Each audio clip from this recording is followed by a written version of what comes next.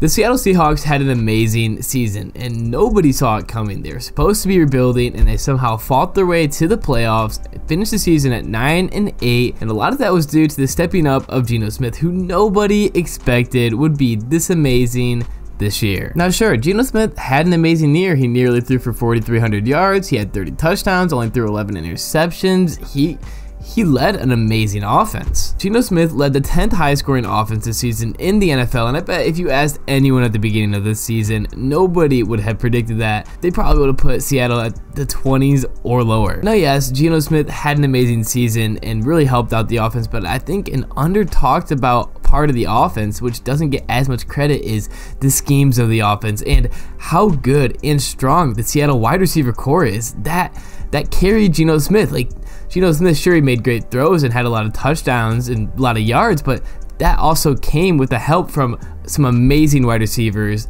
in a super strong core that makes it almost impossible for the secondary to guard all of them. And just to be clear, I'm not saying that Geno Smith is overrated by any means. I'm just saying the Seattle system that they have going on there is amazing, and it really shows. Like, success like this doesn't just happen overnight with brand new players, and I feel like along with their amazing scheme is they have a ton of amazing wide receivers, and I feel like that just goes under talked about a little bit, so I'm gonna talk about it. Now first up on my list for the Seattle Seahawks wide receivers, it's the most obvious. We got DK Metcalf. Now DK Metcalf was drafted in 2019, and this past year was his 4th year with Seattle, 4th year in the league, and it was another solid year. His 2nd year over 1,000 yards. He led the team in passing yards and had 6 touchdowns. Now everybody knows the crazy DK Metcalf chase down, and what I'm reiterating is that DK is fast. He runs a 4.33 40, which shouldn't be possible with his size, and just it's unbelievable. He's that fast and that big at the same time. DK runs a 4.33 at 6'4", 236 pounds. That shouldn't be physically possible. And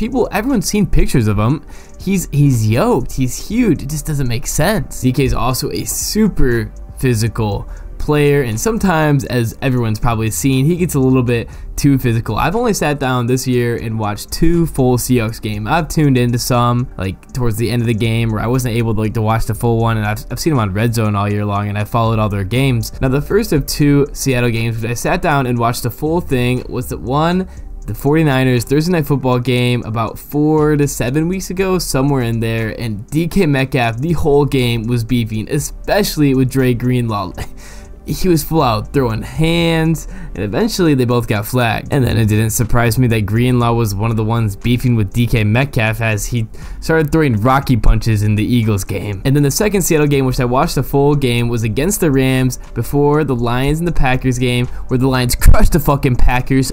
Fuck the Packers. So Seattle was fighting to see if they even had a chance to get into the playoffs, because they needed to win, and they needed a Detroit win, which they ended up getting. But that whole game against the Rams, DK Metcalf was just going at Jalen Ramsey the whole game. And there was one point where I think the Rams were going to go kick a field goal, and DK Metcalf tried to come out onto the field to beef with him, and then his team was like, dude, what the hell are you doing? So I think it's a good and a bad thing. I think DK Metcalf super emotionally invested in the game, and will give it his all, as he's shown on his chase down, and that he's all there, and I really like that. But I also think sometimes just players like that get a little bit too heated, and they're just beefs are going to come of it. And because if he's always going to be physical like that and giving it all, other players are going to get pissed off, and he's going to be like, fuck you, and it's just going to be relentless beef. So DK just has to make sure he doesn't consistently get fouls for unsportsmanlike conduct and things like that, but I don't think he will. Now DK is probably Seattle's #1 wide receiver, their main guy right now, and it's crazy that he has a #2 that's right up with him, Tyler Lockette.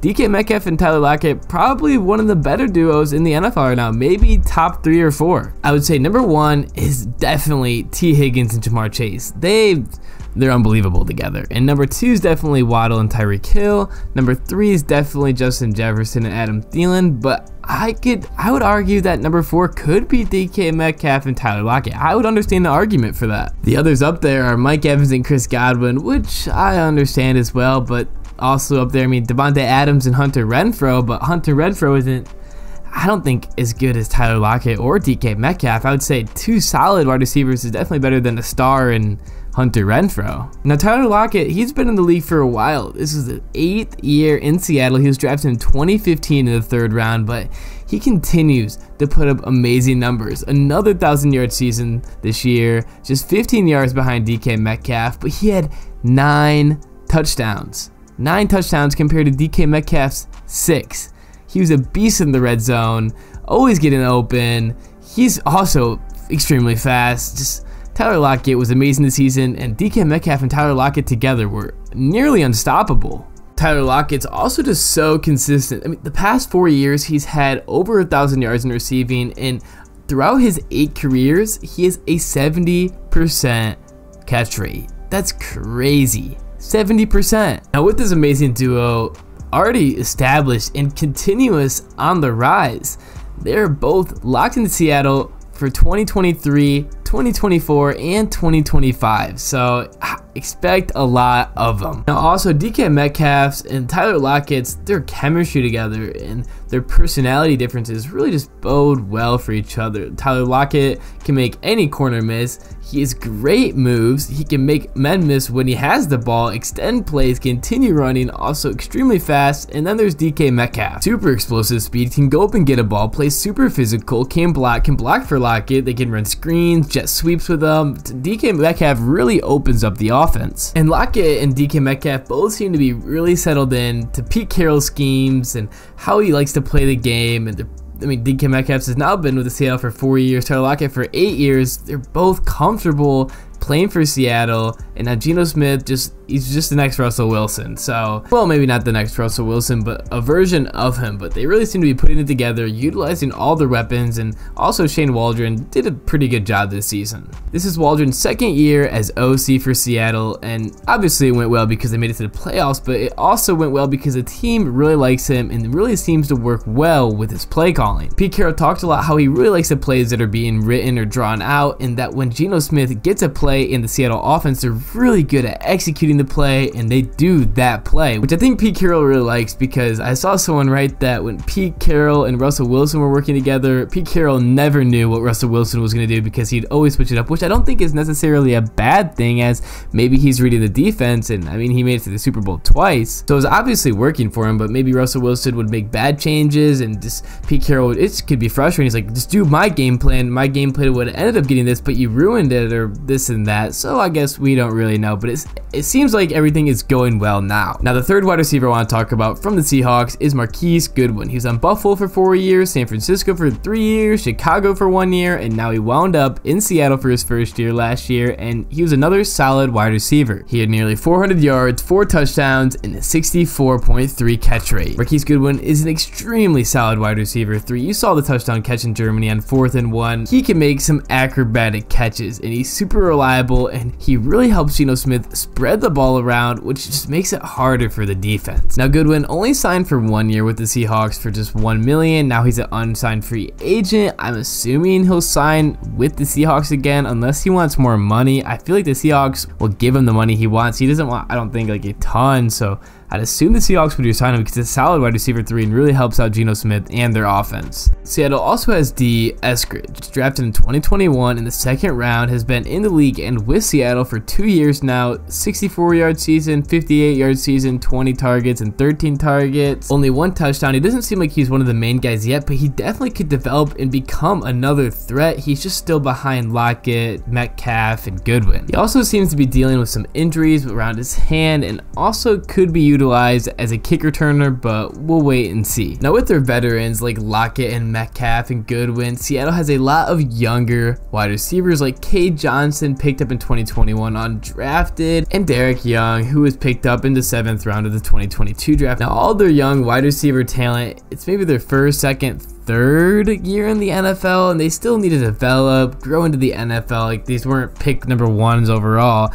so we'll see if they turn out to grow and maybe develop into the spot into the offense, or if they don't. But as of now, we have yet to see if they can or will, and there's potential there. The thing that separates Seattle's wide receiver corps from other teams, like I would mention the Lions is a great example. The Lions have extreme depth, but their players aren't as developed as Tyler Lockette, DK Metcalf, and Marquise Goodwin. They have potential to be them or even better, but right now they aren't yet, and that's why I would right now put the Seattle wide receivers over the Lions. This year very well, the Lions wide receiver corps could be way better than Seattle's, but as of now, Seattle's wide receiver corps is just so good. Tyler Lockett's been with Seattle for 8 years. Marquise Goodwin been in the league for like 8 years. DK Metcalf been with Seattle for 4 years. These guys are experienced. They're comfortable. They know what they're doing, and they know how to execute. And it also helps that Walker is just a great playmaker for Seattle, and he was great out of the backfield. He had almost 200 yards, and I wouldn't be surprised if we see Seattle utilize that more, as he can make men miss, and he's a great playmaker. And that is going to be the end of this video. If you guys enjoyed my content, I would really appreciate if you could like and subscribe. It really helps me out a lot. And once again, thanks for watching. More Seahawks content on the way.